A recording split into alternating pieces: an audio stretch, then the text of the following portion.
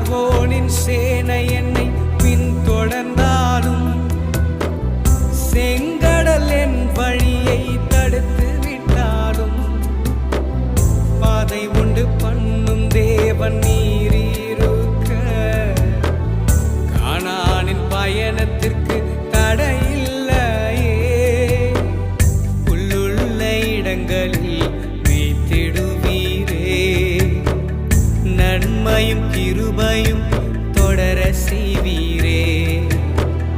உள்ளுள்ள இடங்களில் மேய்த்திடுவீரே, நன்மையும் கிருபையும் தொடர செய்வீரே.